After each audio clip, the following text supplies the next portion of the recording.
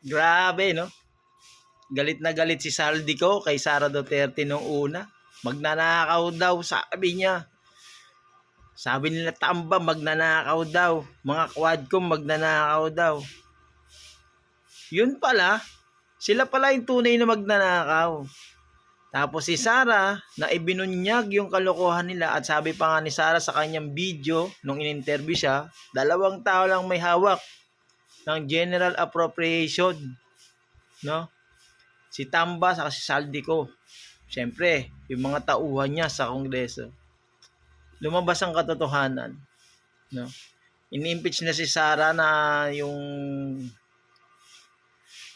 mga report niya about sa confidential fund ay tugma akto, no? Tapos sinasabi nila ng mga kasabwat ng mga kabayan black, no? Isa rin 'yan ng mga namomorsyento sa Kongreso, sa congressman ng mga bawat project. Kaya kinukuha ng kongresista yung 35% kasi bawat lugar may mga CPP, NPA, NDF personnel na namomorsyento. Pag hindi nyo binigyan, susunugin yung mga traktor niyan katulad dito sa amin sa Mindoro. Yun yung ginawa nila. O ano na ngayon? Diba lumabas ang katotohanan? Katulad yan sa Oriental Mindoro. O, 1 kilometro, 1 bilyon. Sunwest may hawak nun. Isang baka lang. Yung nagsabi na magnanakaw daw si Sara, yung confidential, 125 million ha. For 3 years. Pero sa COA, okay. Kasi dinala yon sa 132 barangays para sagpuin ang mga NPA recruitment. No? 132 barangays, divide mo yung 125 million, equals 800,000 plus. Napakabarat naman ng OBP natin. Diba? Samantalang yung mga kontraktor, bilyon-bilyon ang ninanakaw.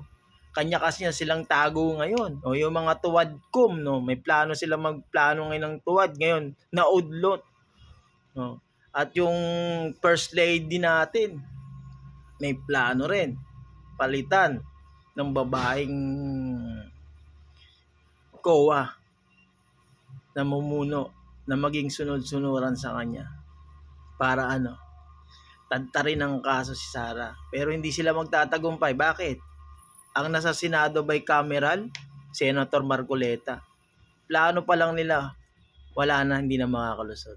Magaling talaga ang Diyos. Alam mo ginawa ni God?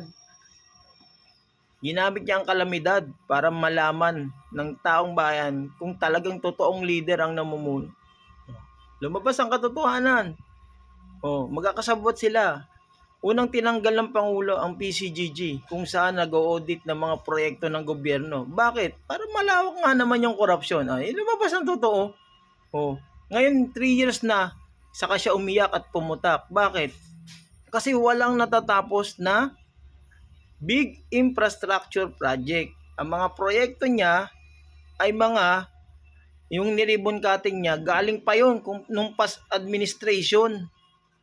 Mga may project na yun, may mga budget na yun. Nag-ribbon cutting na lang siya. Ultimo yung mga pinatatayo, mga building, yung mga mga pabahay, may pondo na yun kay Duterte pa. So, anong project ni BBM? Sayang, pinagtanggol pa naman kita. Halos ikaluwa, lahat ng kaibigan ko ipagpalit ako. Pero nga hindi na.